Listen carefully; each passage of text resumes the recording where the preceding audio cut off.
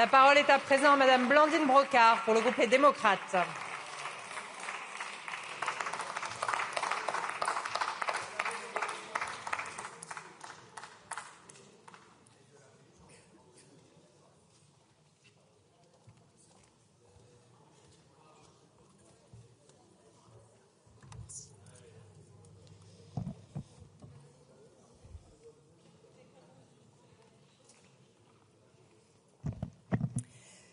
Madame la Présidente, Monsieur le Premier ministre, Mesdames et Messieurs les ministres, mes chers collègues, en prenant la parole face à vous aujourd'hui, ce n'est pas à vous que je veux m'adresser.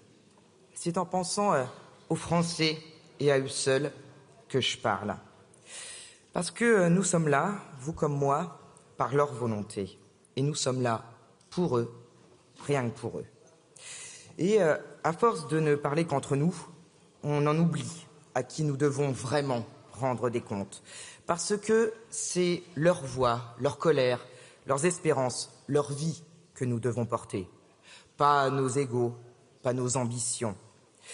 Parce que nous sommes leurs représentants et que cela nous oblige profondément. Cela nous oblige à travailler inlassablement pour eux. Et non pour des jeux d'appareils ou des postures partisanes qui stérilisent le débat public et abîment notre démocratie. Cela nous oblige à privilégier toujours le sens de la construction plutôt que celui de la destruction, le dialogue plutôt que le vacarme, le respect plutôt que la surenchère, le courage d'agir plutôt que la facilité de critiquer, la force de proposition plutôt que le rejet et la censure systématique. N'en avez-vous pas assez, chers collègues, de consacrer tant de temps, tant d'énergie à vociférer et si peu à écouter? Je ne dis pas être d'accord, mais simplement écouter. C'est la base même du travail démocratique. Or, depuis des mois, notre Assemblée donne trop souvent un piètre spectacle.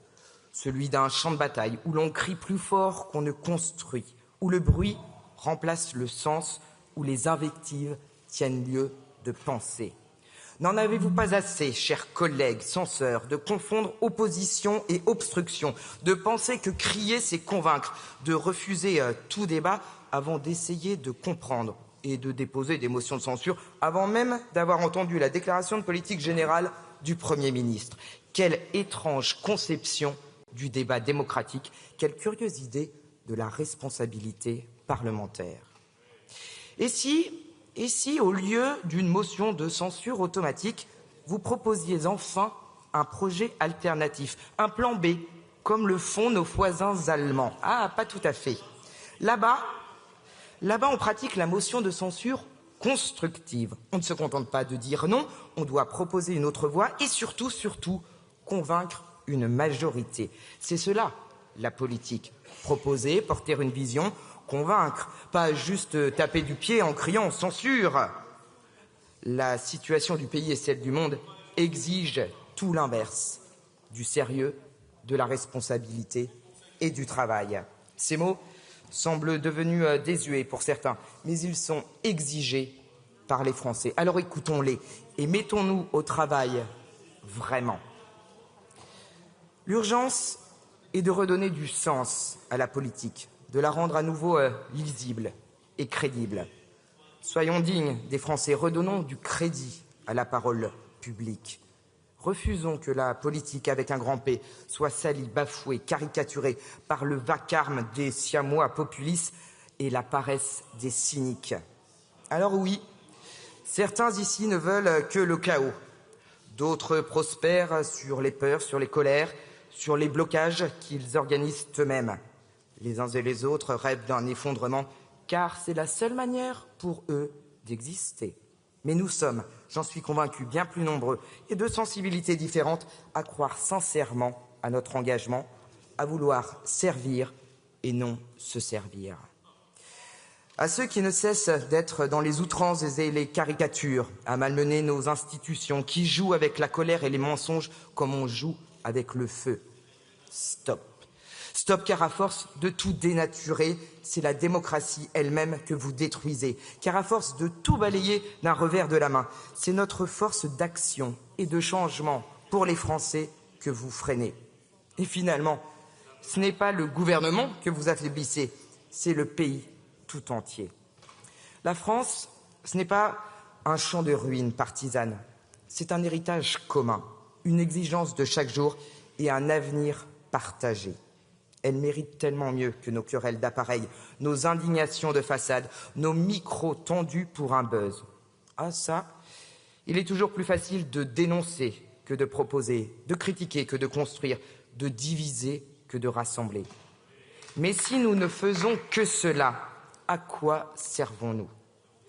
Pourquoi ne serions-nous pas capables, ici, de regarder ce qui nous unit plutôt que de brandir sans cesse ce qui nous sépare, de chercher le commun plutôt que la fracture, de parler de la France plutôt que de nos camps? Pendant que nous nous invectivons, des jeunes cherchent un logement qu'ils ne trouvent pas, des familles travaillent dur et ne s'en sortent plus, des agriculteurs peinent à vivre de leur métier, des enseignants doutent du sens de leur mission, des entrepreneurs mettent la clé sous la porte, des policiers et gendarmes se sentent démunis, des soignants tiennent à bout de bras nos hôpitaux. Et pendant ce temps-là, nous nous lançons des anathèmes, j'en entends des deux côtés sans cesse depuis tout à l'heure, et nous débattons pour savoir qui criera le plus fort.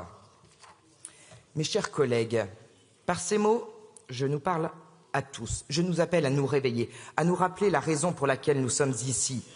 Nous ne sommes pas des figurants d'un théâtre médiatique, nous ne sommes pas des acteurs d'un jeu d'ego, nous sommes les dépositaires d'un bien précieux, la confiance des Français. Et cette confiance, nous la perdons tous, jour après jour, chaque fois que nous hurlons au lieu d'écouter, chaque fois que nous faisons passer nos intérêts avant ceux du pays, chaque fois que nous censurons au lieu de construire. Les Français ne nous demandent pas d'être d'accord sur nous. Ils savent Ils savent bien évidemment que la politique, c'est aussi le désaccord. Mais ils veulent que ce désaccord soit fécond, utile, digne, porteur, responsable et constructif.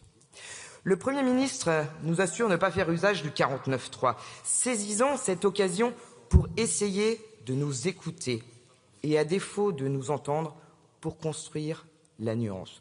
À moins qu'encore une fois, la censure repoussée, vous choisissiez de bloquer le débat, de le monopoliser en restant sourd aux attentes des autres. Tout mon programme, rien que mon programme, quand on représente qu'un tiers des Français, ça vaut pour tout le monde ici, eh bien c'est oublier les attentes des 2 tiers. Car